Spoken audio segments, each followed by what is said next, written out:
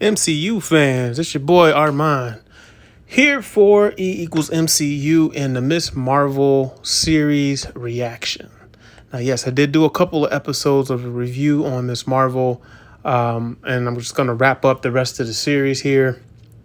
So, just getting into it, I guess based on where I left off, basically, Kamala, she's trying to find her, what's going on with the bangle as she gets the bangle.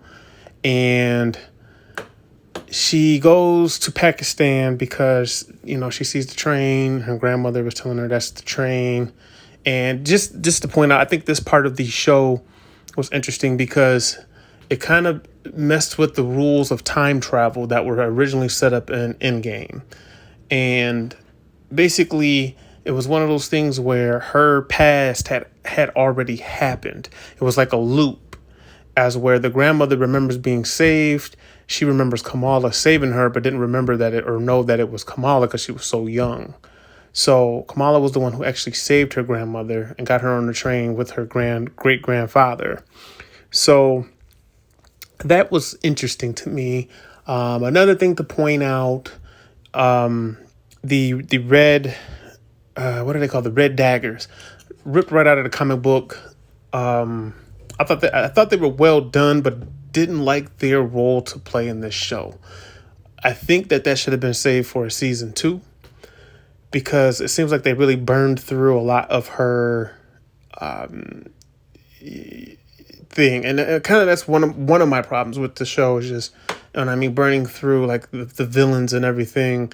There really was no clear villain. There was multiple kind of villains throughout the whole show, from the Red Daggers, Department of Damage Control, and the Red Daggers were more of allies.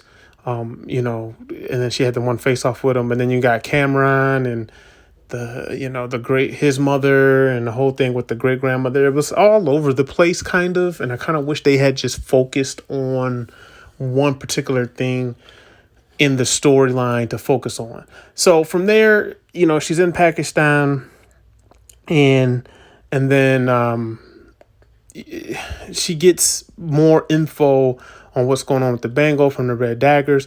And one thing I did want to point out about that particular scene was that he was explaining the Noor dimension and how it connects and how it's looped around the world and everything. And it's like it's a dimension that lives simultaneously with our dimension, and it vibrates on a different vibration or different hertz. This is how certain things or people or beings are able to cross over within that and go from dimension to dimension, and which is really confusing. I don't know why they would do that with the whole multiverse saga going on right now, because the multiverse is very similar, but it's different. A dimension is different than another universe. So yeah, go figure that. But one of the things I did notice on here was that New Jersey was one of the intersection points. So I don't know, maybe that's the Easter egg that comes back in the future. It's kind of like Iron Man 2 with Atlantis, which we're hoping to get some explanation on here soon with Black Panther 2.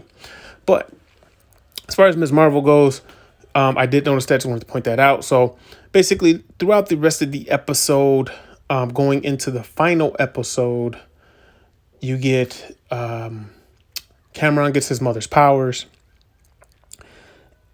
I guess they're maybe setting him up to be a villain for season 2. How the thing is going to work out with him going to the Red Dagger kid, I don't know. But that was definitely kind of set up that way, and it was clear that he was just, the whole reason why Bruno told her not to tell him is because he knew that was going to happen. They kind of been setting that up, is what it is. The storytelling I wish was a little bit better or a little bit more complex or nuanced. I kind of felt like it was sloppy in some areas with the show, just as far as like, and to me, Marvel has been doing this for a while now. It's the word I will use is convenient. They do a lot of things in their storytelling, movies and television shows, even before Endgame, that's convenient. Like the whole Endgame movie was just a bunch of convenient convenient. So that's where I'm at with that. But her, getting the suit from her mother, I thought was very. It was a moment. It was a very good moment because, and it's weird. Like, I don't know if it seems out of character, but her mom wasn't the most supportive early on in the series. Like, she had a problem with how Kamala was acting and everything, and then once she finds out everything's linked and she's, basically a superhero, she seems to be okay with it. I guess that makes sense if she was just worried about her safety or well-being. And even with the father, he did express that he was still kind of worried, but, they have to trust her because, she's a superhero.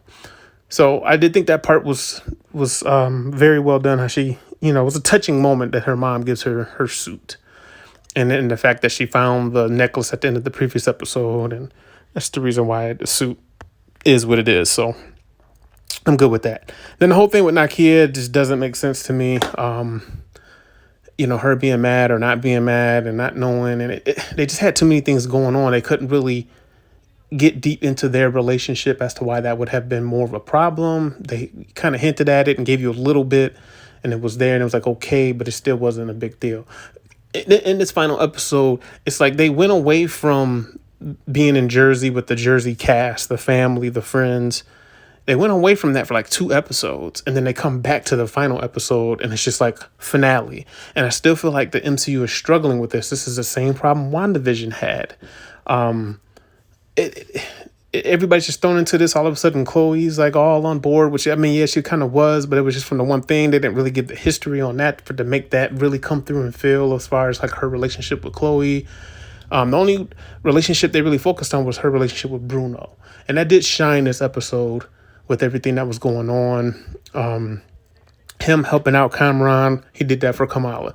And it's just like, it sucks to seeing him in the friend zone this whole time with everything that's going on. Especially the moment that Kamala has with Cameron when they're holding hands and the DODC officers are looking at them or looking for them. And he sees that. And it's just like, there's going to be a season. There's got to be a season 2 to all of this. Like, they set up a lot of long-running stuff. Me personally, I wouldn't mind getting a Miss Marvel series like they're doing with Loki.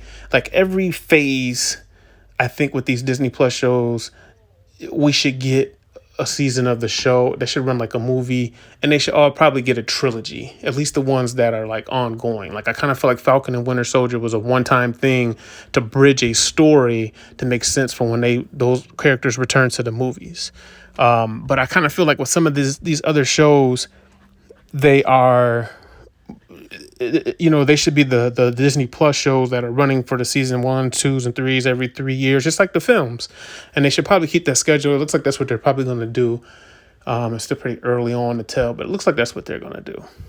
So anyways, back to the story. The DODC, the whole thing with the school plan, I felt was fitting just because they've been doing that all season. I feel like this last episode was very well shot. The guys that did this, I like their style. I think throughout the whole series, was very well done as far as being shot. Production value and cutting corners and budget and that sort of thing kind of is what it is. But I think they did very well with what they had and how they wanted to tell their story about their culture. So thumbs up to those guys on that. Now, getting to the end, her embiggening finally at the end, spoilers, was nice to see. It was more comic accurate. It still has the cosmic part of it, and we see why at the end, why that plays. But it's nice to see them do the embiggening at the end. And again, it's a budget. I think that's really what it really comes down to, is why they didn't do it more often throughout. It's budget. So I really hope they get their stuff together with pacing and budget and how they need to do these shows. And they really need to be 9 to 10 shows for each series, and maybe 3 or 4 series a year. But it was nice to see that. And then we get to the end. Okay, the last 2 things, guys. Her being a mutant. Now, I am a big fan of the X-Men. The X-Men is what got me. I only collected X-Men comics as a kid. I didn't read a lot of the other stuff. So for me, it's about the X-Men. and the X-Men are coming, and I'm excited that they are coming. But I can't help but wonder what in the fuck is going on at Marvel Studios right now, because making, and I'm not, see, here's the thing. I don't think it's 100% confirmed that they're making her a mutant. He just able to use the words, and we're not used to hearing those words in Marvel Studios productions because they had no rights to use the words until as of recent. So him saying that she has a mutation in her gene, technically with that gene still being unlocked by the bangle and not just naturally evolving like normal mutants, I still think there's a play for her to be an Inhuman because of that. Because if you think about it, how are they going to differentiate Inhumans from mutants? And that's the reason why I don't think they're going to tell the stories of Inhumans and mutants at the same time, which would mean what they'll probably do is make her a mutant for now, because that's what they're introducing, and they don't want to introduce the rest of the Inhumans. And then like 10 years down the line, once they finally get to Inhumans, they'll probably retcon her powers and say she was an Inhuman all along, because that's what Marvel Studios does. But her being a mutant as of right now, I don't have a problem with it, but technically, is she really? If that makes sense, because like I said, her powers were still unlocked, and I think her response to it was actually very meta and funny as hell, because her whole thing was, what did she say to Bruno? He tells her that, and she was just kind of like, whatever, give me the keys. Like, it's just another label. And at this point, she's been labeled so much in real life as her character and going through so much as far as her being an Inhuman or not being an Inhuman, or her being a Jinn and not being a Jinn, Genie or whatever. It's just going to be another label. So it's like her attitude towards it was kind of funny. That part, well written, well responded, well acted. Thumbs up, guys. The next part, the very, very end credit scene. We get a extra skinny Carol Danvers, aka Brie Larson. Thumbs up. She did the cameo, and they probably shot it in like one day or whatever, what have you. But cool. And the link to that is where the question I think a lot of people are asking themselves, is that Carol Danvers, and did her and Kamala switch places? Is that how they plan on tying all of this together for her to be in the Marvels? Or is this a play on the comic book when she first got her powers and turned into Carol Danvers when she got her powers? I lean towards the latter. I think that that's still Kamala, and that's her changing, doing the whole play on the comics. And the reason why she said, oh, no, and ran off like that and was looking at the posters of Carol Danvers is that she realized that she had manifested herself, and part of her power set now is the whole mutation thing, or not mutation, but like Mystique. She can shapeshift, and she accidentally turned herself into Carol Danvers because she had been worshiping her a little too much. Like, she kind of like indirectly manifested that. And that's what I think happened on that. I don't think that's actually Captain Marvel in space. But that's just my play. That's just the play I think they're playing on it. You know, tell me what you guys think. Do you think that, you know, that is actually Carol Danvers Captain Marvel, and that's how they're going to, you know, link the two movies or the two projects or what have you? But let me know how you felt about the series all in together, even if you hated it. Like most people are online kind of trashing it. That's fine. You know, whatever floats your boat, find your lost remote. For me, I would say I liked it. I did not love it. I still think WandaVision is the top.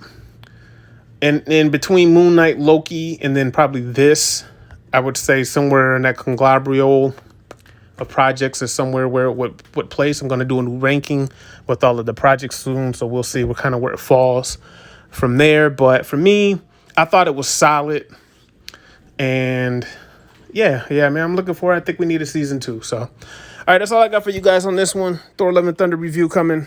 Peace.